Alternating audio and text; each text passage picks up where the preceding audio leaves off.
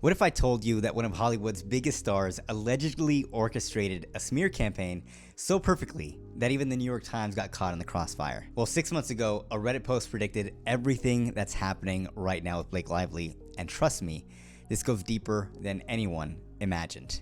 Hey everyone, today we're diving into what might be the biggest Hollywood manipulation story of 2025, and I've got receipts. We're talking predated article files, Taylor Swift getting caught in the middle, and a master plan that completely backfired. Now, before we get into this crazy story, let me show you something that proves this isn't just another Hollywood rumor. Take a look at these New York Times article files.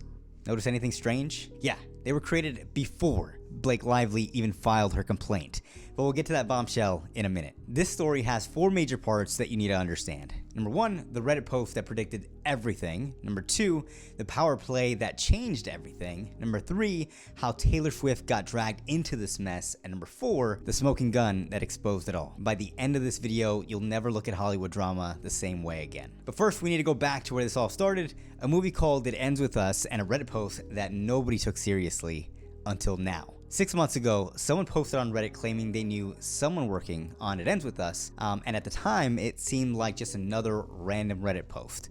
But check this out.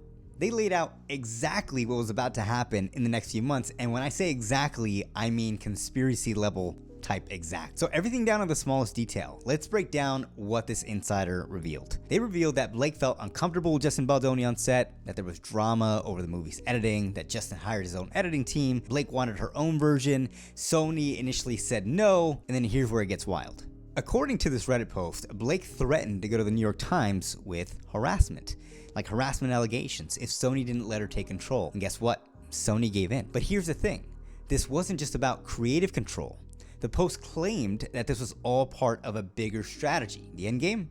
Getting the rights back to It Starts With Us, the sequel. But this is where Taylor Swift enters the picture, and trust me, this is where things get really interesting. Because what happened next shows just how calculated this whole situation really was. And remember, when everyone thought Taylor Swift was just helping out her friend, that's not necessarily how it looks. Now, Taylor and Blake have been friends for years, like we've seen them at parties together, but according to recent reports from the Daily Mail, Taylor is now distancing herself from Blake. But why would Taylor Swift, known for her loyalty to her friends, suddenly back away? Well, it all comes down to one incredibly awkward meeting. Blake apparently compared herself to Khaleesi from Game of Thrones, you know, the Dragon Queen. But here's the wild part, she referred to Taylor Swift as one of her dragons. She basically called Taylor Swift her weapon against Justin Baldoni. And here's how it played out. Taylor shows up at Blake's penthouse for what she thought was just a casual visit.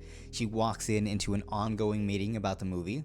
She gets pulled into the conversation about the rooftop scene, and suddenly becomes part of Blake's power play against Justin Baldoni. But here's where it gets, more interesting. The movie needed a Taylor Swift song, but now Taylor's reportedly feeling used. But think about it, if you're Taylor Swift and you see your name being used as an intimidation tactic, being called someone's dragon, well, how would you feel? But here's the thing that nobody's talking about. Taylor might actually be the key witness in this whole situation, because if this goes to court, which it's looking like it's going to go to court in 2026 in March, she could be subpoenaed, and that means everything that happened in the penthouse, well, all those conversations, they'd have to come out. But while everyone was focused on the Taylor Swift angle, something bigger was even happening behind the scenes. Something that would expose the entire operation per se, allegedly of course. The New York Times published an explosive article about Hollywood's smear machine, right? The headline, "We can bury anyone inside a Hollywood smear machine." Pretty on the nose, right? And this was against Justin Baldoni.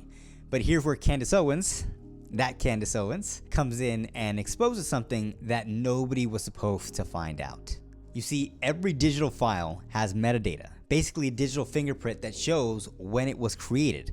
And when Candace started digging into the New York Times article files, the New York Times saved their first image file, and they saved another image file named Smear Baldoni. Blake Lively files her complaint, the article goes live, and hopefully you caught that. The New York Times was preparing their hit piece 4 days before Blake even filed her complaint. Let me show you exactly what Candace found. File name, Smear Baldoni. Saved December 18th. Original artwork created and saved before the complaint even existed. So think about what this means. This wasn't just a news story.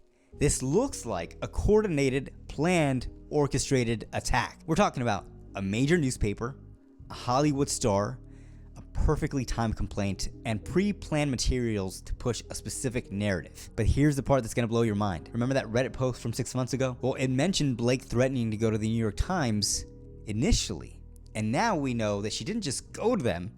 It looks like she was working with them from the start. Now, this is where everything kind of starts to unravel, because once these timestamps got exposed, it kind of shows what the big plan is, right? Let's look at how this master plan was supposed to work.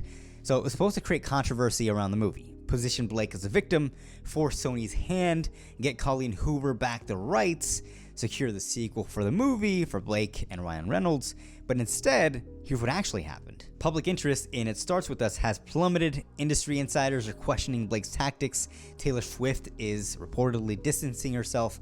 And most importantly, people are starting to ask questions about the New York Times' role in all of this, which they say they're going to defend. But here's why the story matters beyond just Hollywood drama. This isn't just about a movie anymore. This is about how easily narratives can be manufactured, how media can be manipulated, and how even the biggest publications can allegedly be involved in coordinated campaigns. Think about it. If this happened with something as visible as a Hollywood movie, what else is being orchestrated behind the scenes that we don't know about? Every time you read a headline, every time you see a controversy, every time there's a viral story, maybe we need to start asking who benefits, what's the real story, and most importantly, where's the proof? And if you want to stay updated on more investigations like this, hit that subscribe button and turn on notifications. And remember, in a world where narratives can be manufactured and timestamps can be forgotten, the truth always leaves a digital trail. You just have to know where to look.